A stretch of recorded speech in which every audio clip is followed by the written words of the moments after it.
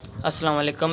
जो आज हमारा टॉपिक है वो antacid and mucosal protective agent के बारे में है। जो हमने हमारी प्रीवियस वीडियो थी उसमें मैंने आपको क्लासिफिकेशन बताई थी। देन आपको मैंने H2 receptor antagonist and PPI के बारे में डिस्कस किया था। जो आज हमारा टॉपिक है वो antacid and mucosal protective agent के बारे में होगा।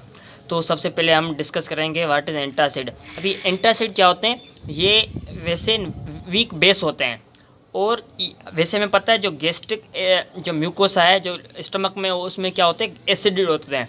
जब वीक बेस रिएक्ट करती है एसिड के साथ तो हमें पता है न्यूट्रलाइजेशन का प्रोसेस होता है जिसमें वाटर और साल्ट बनता है। ये जैसे वाटर एंड साल्ट बनेगा तो क्या होगा, गैस्ट्रिक एसिडिटी डिक्रीज हो जाएगी और क्या है and may stimulate protective function of the gastric mucosa, और ये गैस्ट्रिक म्यूकोसा को प्रोटेक्टिव फंक्शन देता है। अब इसमें दो पॉपुलर एंटासिड पाए जाते हैं, एक magnesium hydroxide and aluminium hydroxide. अब दूसरे भी पाए जाते हैं जिसमें कैल्शियम कार्बोनेट भी है एंड सोडियम बाइकार्बोनेट भी है, लेकिन जो पॉपुलर है वो magnesium hydroxide and aluminium hydroxide है। जो लेस पॉपुलर एंटासिड है वो calcium bicarbonate and sodium bicarbonate है। अब ये लेस पॉपुलर क्यों है? इसके साइड इफेक्ट बहुत हैं। जैसे सोडियम बाइकार्बोनेट का ट्रांजिएंट मेटाबॉलिक अल्कोहल होता है जिसकी वजह से हम मोस्ट कॉमनली नहीं देते। अब इसके जो थेरापेटिक यूज है वो क्या है? Peptic ulcer disease, heart burn and gastroesophageal reflux disease. अब जो इसके एडवर्स इफेक्ट हैं, जो मैग्नीशियम हाइड्रोक्साइड का जो एडवर्स इफेक्ट है वो मोस्ट कॉमन लेग्जेक्टिव है, जो मतलब डायरेक्ट काज करवाता है। जो अल्युमिनियम हाइड्रोक्साइड का उसका क्या है? कॉन्स्टिपेशन है।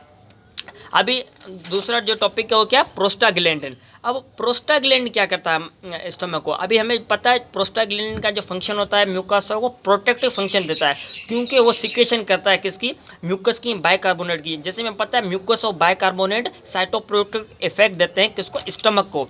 तो उस वजह से इसका साइटोप्रोटेक्टिव इफेक्ट है और सिक्रेशन एसिड की डिक्रीज कर देता है। अब जैसे हमें पता है जैसे हम एनसेड देते हैं तो क्या प्रोस्टाग्लैंड को इनहिबिट हो जाता है। इनहिबिशन की वजह से क्या होता है? गैस्ट्रिक अल्सर के चांस ज़्यादा होते हैं। तो हम उन कंडीशन में प्रोस्टाग्लैंडिन देते हैं जिसमें मोस्ट कॉमनली माइसोप्रोस्टल आता है। इसकी इंडिकेशन क्या है? Approve for prevention of एनसेड induce gastric ulcer. अब इसका जो एक कंट्रा इंडिकेशन है वो प्रेगनेंसी है। हम प्रेगनेंसी में नहीं देते क्योंकि जो यूट्रस है उसके ऊपर रिसेप्टर होते हैं प्रोस्टाग्लैंडिन के। हम जैसे ही माइसोप्रोस्टल देंगे तो कंट्रैक्शन हो जाएगी यूट्रस की और मिसकैरेज हो जाएगी। अब दूसरा है म्यूकोसल प्रोटेक्टिव एजेंट। इसमें दो आते हैं, एक सुक्राल फैट आता है एंड कोलाइडल बिस्मिथ आता है। अभी ये क्या कहता है? म्यूकोसल प्रोटेक्टिव इफेक्ट एजेंट है जिसमें एक सुक्राल फैट आता है जिसमें ये क्या है? एक कॉम्प्लेक्स होता है aluminium hydroxide and sulphated sucrose का। ये क्या करता है? फिजिकल बैरियर प्रोटेक्ट करता है, स्टमक को एक फिजिकल बैरियर देता है। तो उसकी वजह से क्या होता है? पेप्सिन और एसिड जो अल्सर होते हैं उसके साथ इरिटेट नहीं करते, एक प्रोटेक्ट बैरियर दे देता है। अब इसकी इंडिकेशन क्या है? डोडोनल अल्सर है, stage ulcer and reduce recurrence rate. दूसरा है कोलाइडल बिस्मिथ। ये हम quadruple therapy of H. Pylori regimen में भी देते हैं, वो हम नेक्स्ट वीडियो में पढ़ेंगे। ये भी इसका भी सेम मैकेनिज्म है, लेकिन इसका जो साइड इफेक्ट है वो क्या है? ब्लैक स्टूल करवाता है और डिस्कलरेशन ऑफ टंग करवाता है।